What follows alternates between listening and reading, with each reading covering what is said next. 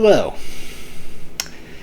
Well, day one of the 2023 North Carolina Republican Party Convention is in the books. Listen, I want to say that, believe it or not, I have a fun time at these conventions. But at the same time, I get really just... Yeah. I will say good news. Let's start off with some positive vibes for a second. This afternoon, at the business session, we actually did more party business in one afternoon session. We did about an hour and a half of actual business, which is more, I think very close to the amount of business we did during the entirety of last year's convention combined. So that's the good news. The bad news, so again, there's a couple things that really just tick me off about the way Whatley has run these conventions since, for now, the last 3 years. Okay? Before Whatley was elected chair at the 2019 convention, every single convention that I've been to, 2011 to 2014 and then 2018, 2019, every single program book had an actual agenda. And what I mean by that is not, the business session starts at 2 and then 6:30 is the big dinner. No, this actually told you who was going to speak at each business session, okay? And starting in 2021, that has been done away with.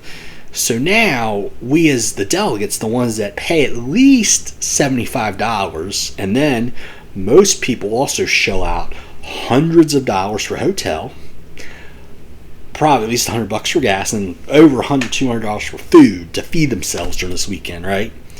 So you pay all this hardcore money, but Whatley has taken away these complete agendas. So now you go into the business session and you have no idea who the heck is speaking. It's ridiculous. It's uncalled for. And hopefully, I hope and pray, one of the things I'm going to propose to John McCain, if he gets elected tomorrow, is that please put back these complete agendas, okay? Stop this, listen, I have an iPod Touch, and a lot of times I like to hit the shuffle button, so I never know what songs come up, but when you have people who have shelled out hundreds of dollars to go to a political gathering, they have every damn right to know who the hell is going to speak at these gatherings and at what time. They have that right, because from 2011 up until 2-3 years ago, every single during convention, whoever the state party chair was, Robin Hayes, Claude Pope, whoever, Tom Fetzer even, I think. It didn't matter who the chair was. They always did this. It was tradition. Okay, another thing that really pisses me off about the way these conventions have been run is, it used to be, before Whatley came on the scene, it was tradition for the party chairman of the county that was hosting the convention. The party chairman would almost always be the first person that spoke. Well, Whatley came and shared, and he done away with that. We don't do that anymore. Conventions, there used to be some sort of mystery about, hey, well, why do I get to go to this camp? I get to hear from, it really answered a lot of questions about who's the party chair here, what's going on, and also what are some fun things to do. Okay? God forbid we get people to spend a couple more days after or before the convention exploring these counties. So yeah, okay. Rant not over yet, by the way. Billy Miller. I understand that being a convention chair is not an easy job. It's not an easy job. And when people would tell me, up until last year, they would tell me, Bobby, Billy Miller is a lousy convention chairman. We could do better. And I look at them and I'm like, what? Huh? I thought he did a great job as chair. He was fair to everybody, all sides of the party, all aspects of the business session. Fair, always easy to follow. And yeah, he might put in a joke in there and liven up the mood a little bit. He was really good at that too. But the crap I saw him pull last year, and then unfortunately today, I have to tell you, and also the way he handled the planned organization meeting with Granville County a couple weeks ago, that's it. Three strikes, you're out at the Bobby Crawford ball game. That's it. I agree wholeheartedly now with John Kane. We need a new convention chairman. Last year, what did Billy Miller do? Well, he neglected. Okay, basically there was Michael Magnanti, a friend of mine from Granville County, had these proposed amendments to the Plan Organization Committee. And of course, surprise, surprise, the committee voted him down. Because that's what these committees, especially under Watley, do. They just don't, If anything if it's anything interesting, they're just gonna vote him down. If it's anything that takes more than 2 seconds to debate, they're gonna vote him down. That's just how it's been under Watley, okay? Okay, so Granville County brings these amendments. They want them to have a hearing at convention, okay? Billy Miller replies, oh, it's the one about the felony, right? And I'm like, that's out of line. I unfortunately didn't know how to handle it. I just said quiet to myself, that's really out of line. Convention chair should just, because when the Plan Organization Committee shoots something down, there's another route. You can do 1,000 copies and 1,000 copies to the delegates on the floor of the convention, and you have to get 2/3 of the body. Okay, and what the convention chair is supposed to say is, listen, there's a resolution, there's a plan of organization amendment that we want to know if yay or nay. But you're not supposed to say anything about the amendment. You're not supposed to say what it is. You're supposed to say, Michael Magnanti from Granville County has put plan of organization amendment on everyone's seat in the convention hall, okay? And I need to know if the convention body, yay, you want to discuss it, nay, you do not want to discuss it. And it takes 2/3 of the body. Well, then Billy Miller sniped, oh, it's the one about the felony, isn't it?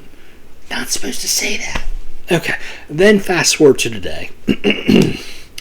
We've just gotten done debating the rules. And it was a very fiery, passionate, exciting experience with the Rules Committee, which has not really been. Rules in most conventions have been very open and shut. The chairman of the Rules Committee says, these are the rules. Anybody want to debate? Usually 9 out of 10 times, no one wants to debate. Today we had a lot of debate. So we just got done with the rules. It's 5:05 p.m. Dinner is not supposed to start until 6:30. Now, what unfortunately under Watley has happened is now they want to have a VIP reception at 5:30, and these VIP receptions are free to everybody attend. But what it does is now, it's NASCAR caucus, okay? It's started seeing this in 2021. People get in such a freaking hurry they don't want to do business. They want to do as little as possible. 21 and 22, we were getting out at 4:30. Today we got out at 5:05, so this is kind of a minor victory, but still, we were supposed to do rules and resolutions. Okay, so what happens at 5:05 p.m. today is some lady. I wish I knew what her name was. She is from Brunswick County, but no, she's not. She's not any, because I know a lot of people from Brunswick County. I mean, I used to live down in Wilmington for 5 years, so I know a lot of Brunswick County people. This lady, though, who made the motion to dismiss, I don't know. I wish I did, because I call everybody out. Well, I call good people out in the business sense and bad people out in the business sense. I always call out the nincompoops who always do motion to dismiss. 5:05 p.m. I mean, really, listen. My thing with business, I might have said this before last year, the year before, but listen. If you don't want to do party business, don't come to the convention. Or if you don't want to do party business, okay, don't make a motion to adjourn. Just leave yourself. Get out of there, okay? Don't make it hard for the rest of us who actually give a crap about the business of the party, okay? Because a lot of us do. But unfortunately, we get to this peer pressure, the blind following the blind, and the NASCAR caucus. Ooh, motion to dismiss. Boom, boom, let's get out of here. But what really irritated me about the motion to dismiss is that, okay, the motion was made, and at the same time, a lady who, a lot of times for party business, I always know who the good people are and the bad people. This is a new good person. Her name is Debbie Moffett of Union County. Okay, so we have the motion to dismiss on the floor, but Debbie Moffett, very gracious of her, does a wonderful thing, and she calls a point of information. And she just asks, why is there no, I'm looking in the resolutions here, Mr. Chairman, and there's no censure of Tom Tillis.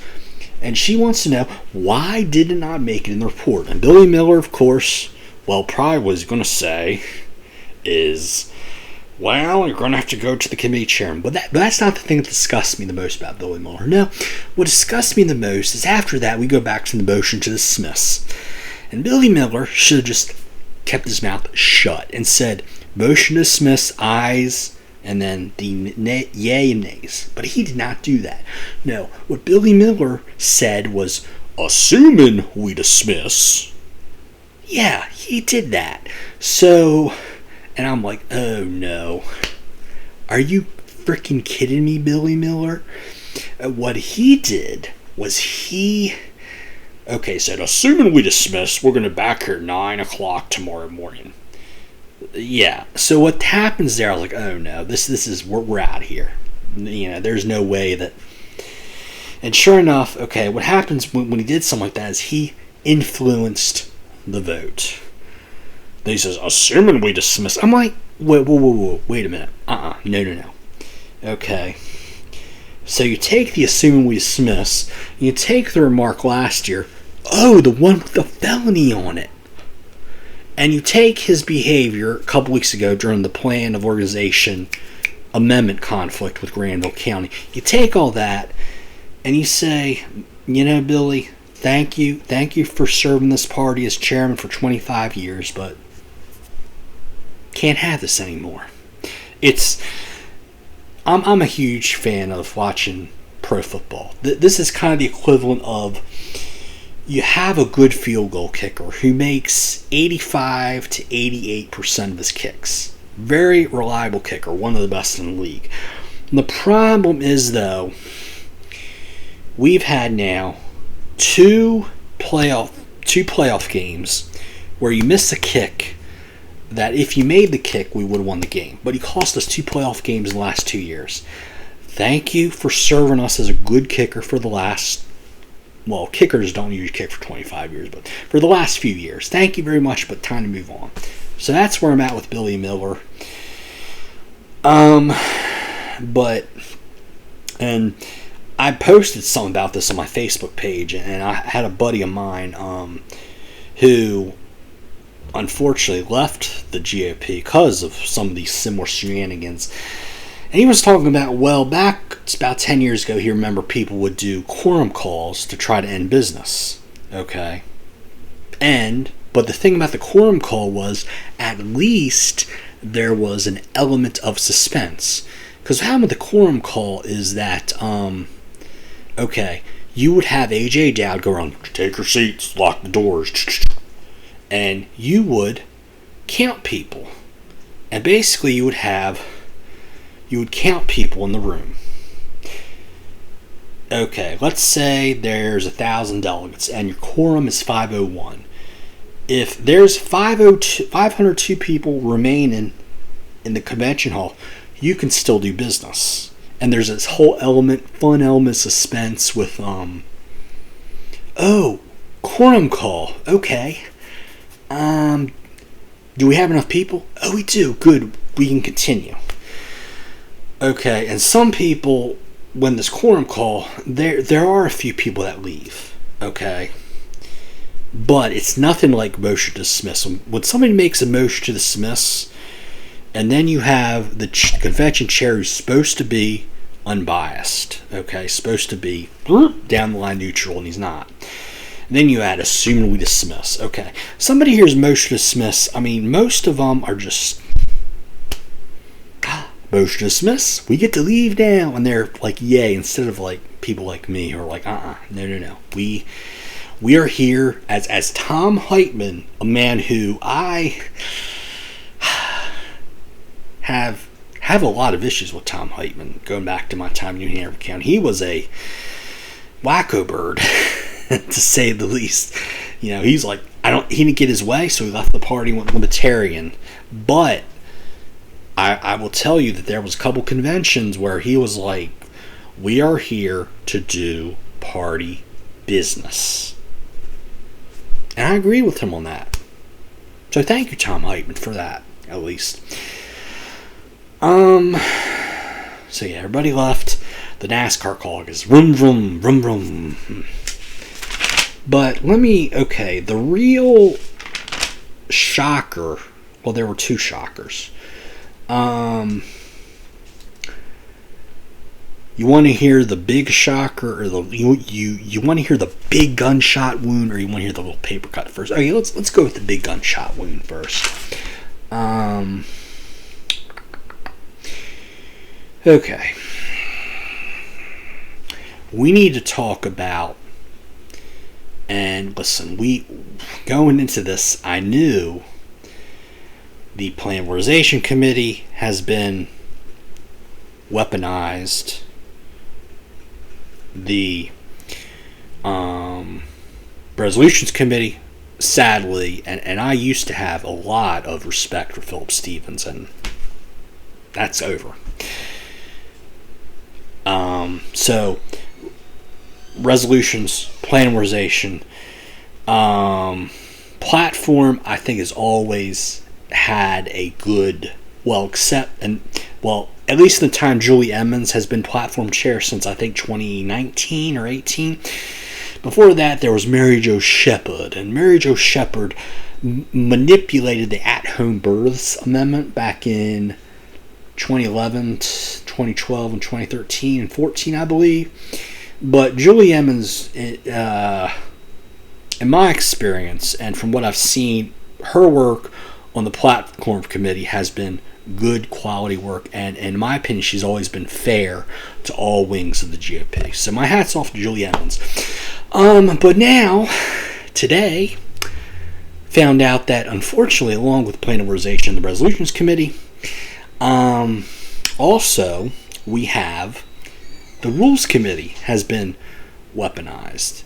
One more committee that I think does a good job is Credentials Committee. Devon Barber does a good job. I mean, today we were credentials. We I think delay today was like we only had like maybe a 10-minute delay. In years past, it's been anywhere up to an hour. So my hat's off to Devin Barber and his committee for credentials. So credentials and platform, solid work, but right, let's talk about the Rules Committee. Mark Edwards of Nash County. Nash of teeth. Right. Mark Edwards, I have kept the red books now for the last 3 years, and that's something I'll continue to do, because I got some really good information just a few minutes ago while I was looking at these red books. In 2021, Mark Edwards was Rules Committee Chair. In 2022, Mark Edwards was Rules Committee Chair. And this year, yes, Mark Edwards is Rules Committee Chair. So he is at least in his second term as Rules Committee Chair. And well, what happened in 2021 is Mark Edwards and his committee, Mark Edwards is chair, so if I'm calling him out, actually it was for this rules change. Okay, back in 2021, this was coming off. This rules change back in 2021. I don't agree with it, but I can kind of understand where Mr. Edwards was coming from at the time. Let me say,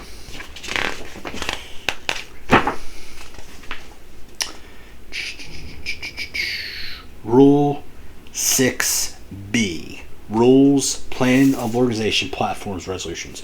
This is back in 2021. Motions to amend a report of the Rules, Plan of Organization, Platform, and Resolutions Committee shall not be in order unless the motion is made to North Carolina Republican Party prior to 5 p.m. on May 23rd, 2021. So, at the time, in 2020, we were all virtual. In 21, we were hybrid, virtual and in-person convention. So I can understand at the time why that rule was put in place.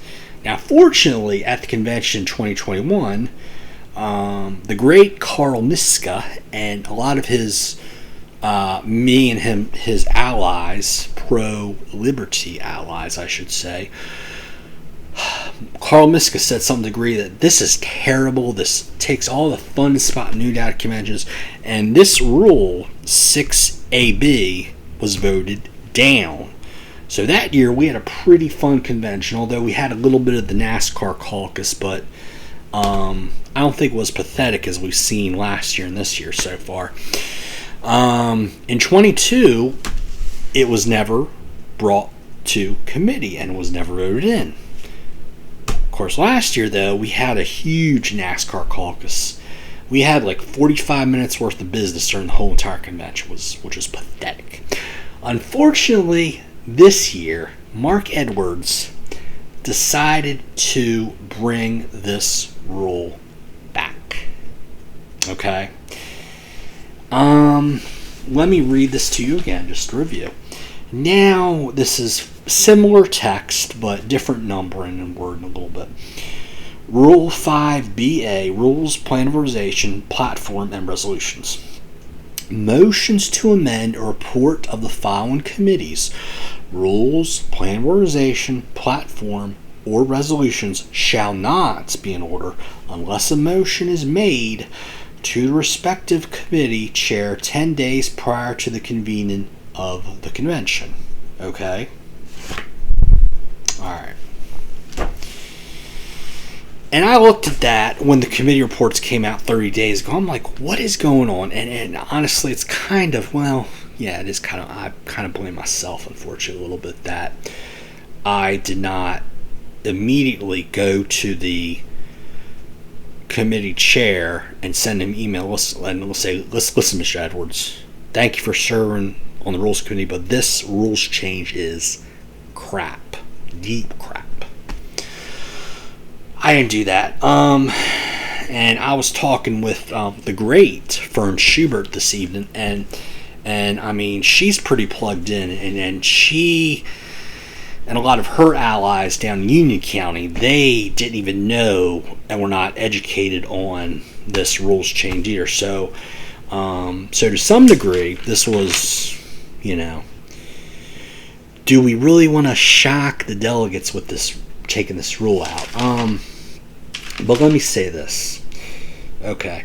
This rules change debate on Rule 5BA about motions to amend stuff. Daniel Berry. Daniel Berry is a great man. He is a patriot, especially on allowing for an open and honest convention. He needs to be saluted. If you see him, certainly if I see him this weekend, I'll be able to listen. Because 2 years ago, he also supported taking this terrible rule out. And this year, he was the very first person to speak in opposition of Rule 5BA. And so he actually made the motion to take this out, okay? And of course, his point is that, listen, this limits debate of the convention, right? Okay, well then Mark Edwards, he says, well, grassroots activists work many, many hours. Hey, these hours become very, very lengthy. Well, Mr. Ed, I tell you, I'm just, it just irritates me that people, oh my gosh, one of the most misused words in Republican Party politics is the term grassroots. It really, especially when people are saying, oh, I'm for grassroots, but you know they're really not. And Mark Edwards is not, okay? And to refute his points, look, talks about grassroots activists work many hours on these rules. Well, no. Listen. No, Mr. Edwards, these committees, except for the platform committee, have all been weaponized. And you, sir, should be, ashamed of yourself, quite frankly. You know, okay, grassroots activists with work made. Well, actually, when you talk about the meaning of activist, okay, because there could be some establishment activists. Think about the ones that are still like Tom Tillis, okay? If you still think Tom Tillis is a good Republican senator, you're establishment, okay? Now listen, we can still be friends, okay? But you're establishment now. That's the bottom line. Don't, this in other words goes back to don't piss on my leg and tell me it's raining. Basically, that's where this whole grassroots activists work many hours. Well, listen, there's no denying that the people on all of these committees work long hours. I think these committees, they meet every single weekend from March, like 3 months out of the year, March, April, and May, when the weather gets really nice, it gets really warm and sunny, and you do not want to be in a boardroom for 10 hours on Saturday and Sunday looking at this stuff. But guess what? You are, and I thank you for that. But when you put in a rule that stifles debate, it causes the convention to go from an open-ended event to a closed-ended event, and you take, as the great, wonderful, wonderful man Carl Miska would say, you take all the fun and spontaneity out of these conventions. How dare you? Really?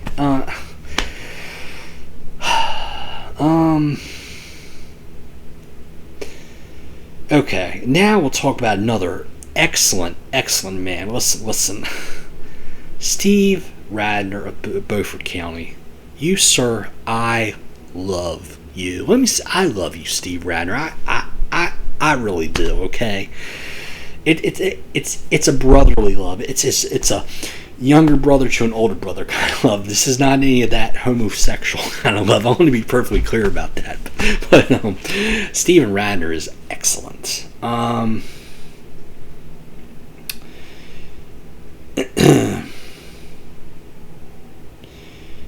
So what I want to, and he and I think there's never been a time, and he's been to every convention since 1970. So he was there in 2011, 2014, and then 2018 to present. Every single time that Steve Radner has spoken at these conventions, I've agreed with him 100%.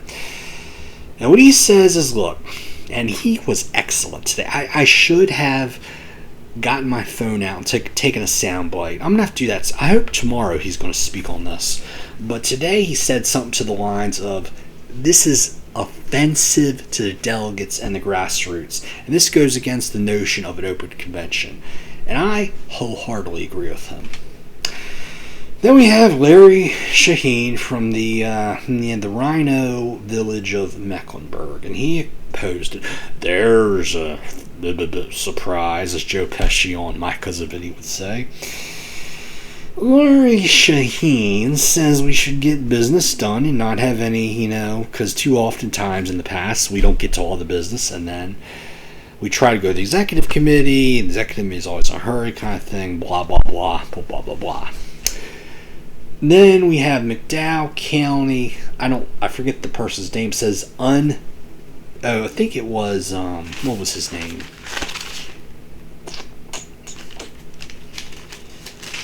Let's see. What was his name? I have it here somewhere, folks. Just bear with me for a second. Oh, I don't have his name. Someone from... Oh, crap. I lost my place, y'all. Someone from McDowell County spoke in support of striking Rule 5A and said it's undemocratic. And also, he said, I never know who the committee chairs are. And that's true, because honestly, and I have a friend of mine.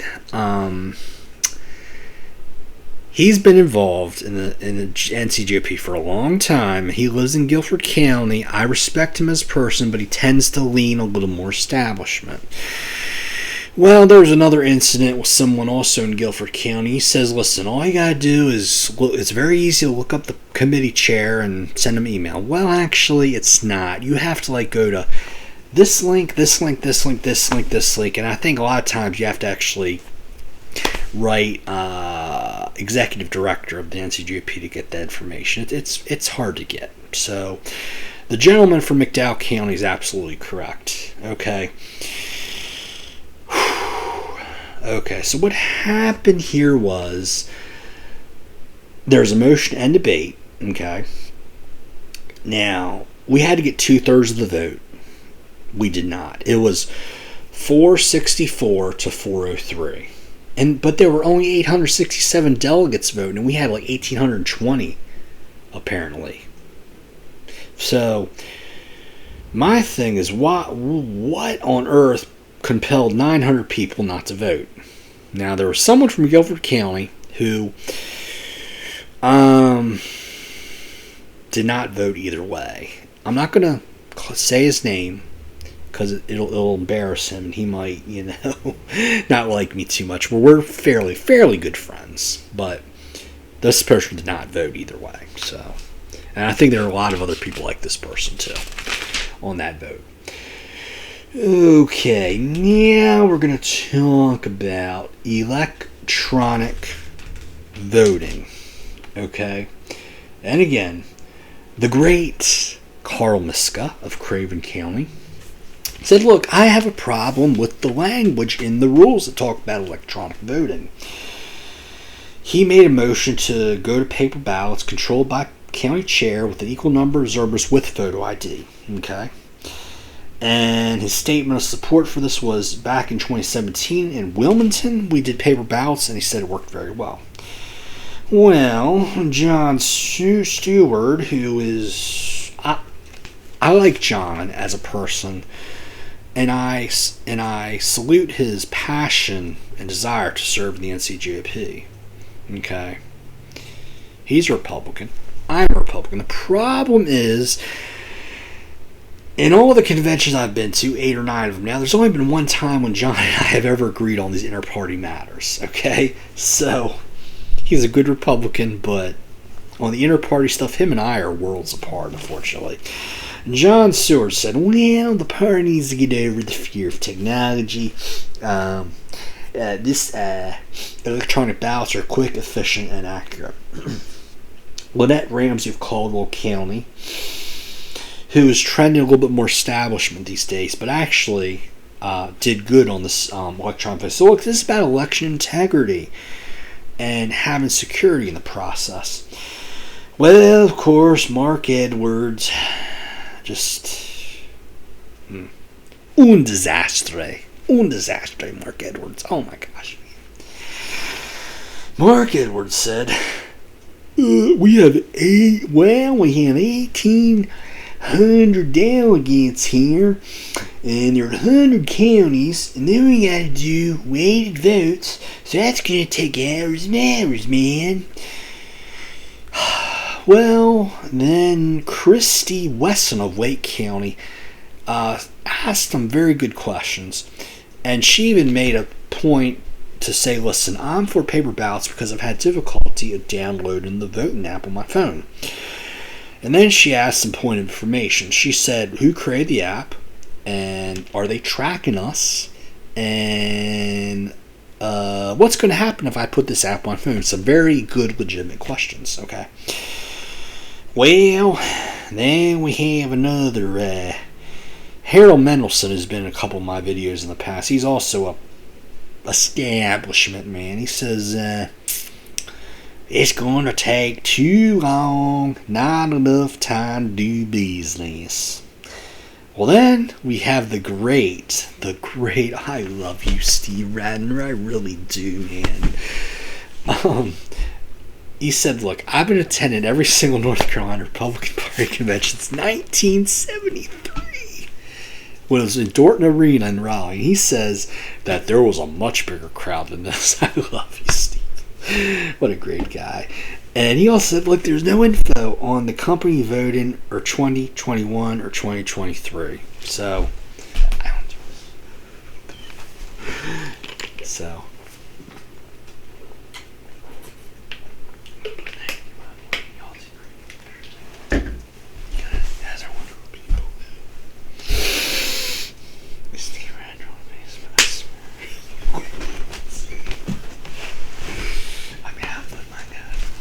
So, yeah, I love Steve Radner.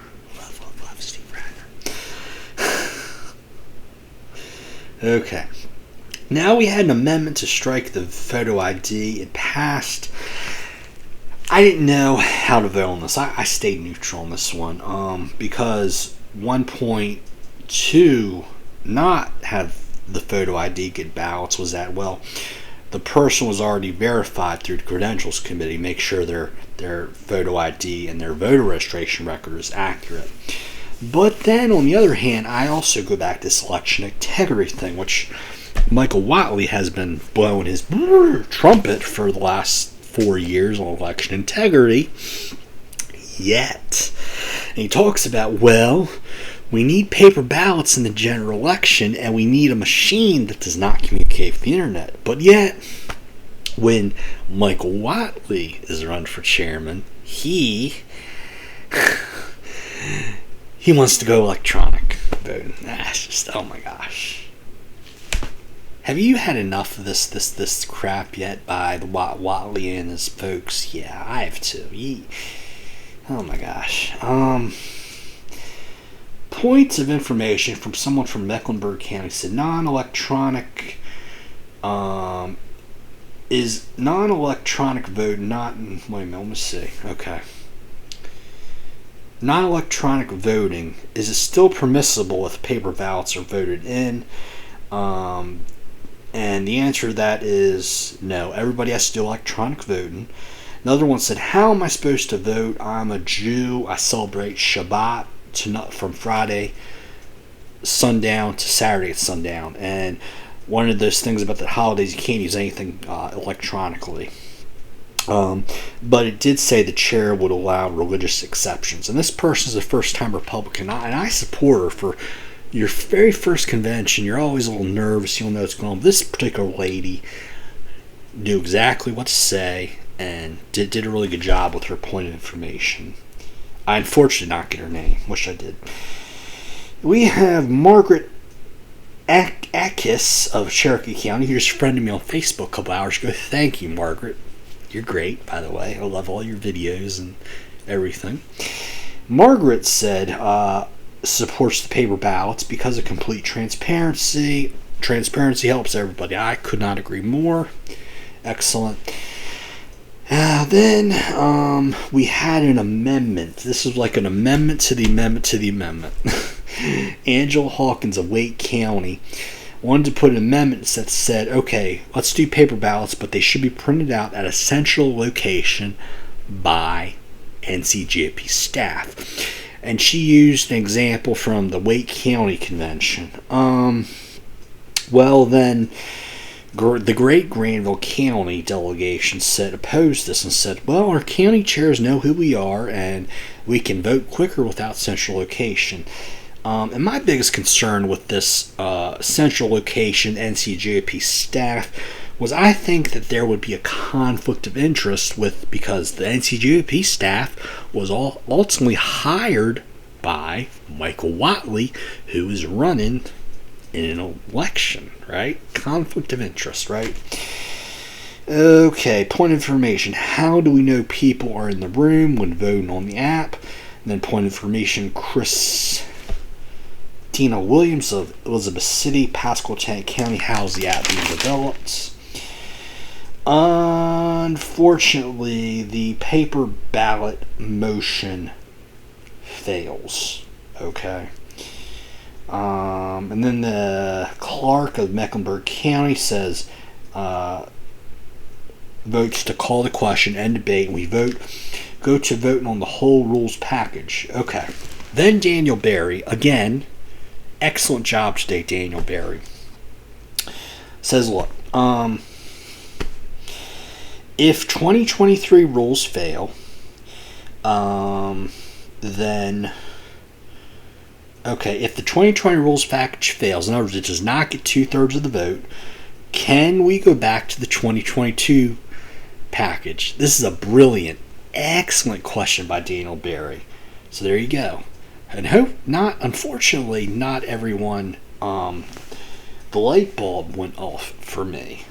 Because listen, if we fail to adopt 2023 rules, then we go 2022 rules, which does not have that ugly rule about limiting debate. But unfortunately, the rules adopted. Yeah.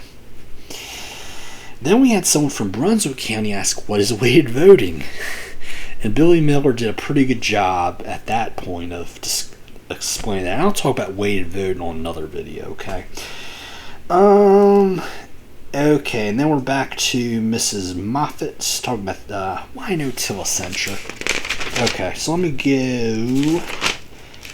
That was all the business, but let me go back to backtrack a little bit for you here. We start off with Representative Virginia Fox and Representative Chuck Edwards. And Chuck Edwards considers Virginia Fox a mentor. And I think, aw, isn't that cute? But it's wrong. Remember, what was that? Two Stupid Dogs cartoon back in the 90s on Cartoon Network? Isn't that cute? But it's wrong, yeah. Virginia Fox. Well, she talked about wasteful government spending. But, just like 2 weeks ago, she voted for the debt deal. So what on earth is going on with that? And a couple people from actually my delegation, Wake County, shout out, what are you going to do about it? And then Chairman Watley went back on, talked about we had all these victories in 2022, and then I always cringe when he always has this line where it's like, well, if you talk to a voter for 5 minutes, they're always going to be 6% more likely to vote for a candidate. I'm like, 6%? That's nothing. Now, if they were 25%, 50% more likely, okay, but 6%? We had Kay Wilt from the North Carolina Federation of Republican Women. Carolyn Justice always says Republican women are the lifeblood of the party. I agree, and hopefully I can meet you a beautiful Republican woman.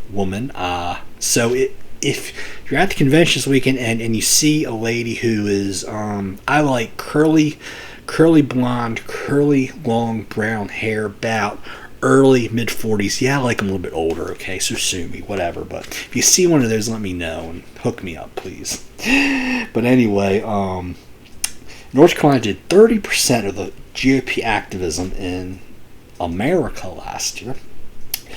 2 trains with Leadership Institute, who's a great organization, by the way. And on October 19th, they're going to team up with the South Carolina women at Winthrop University, which is just east of Charlotte, for presidential candidates forum. Yay.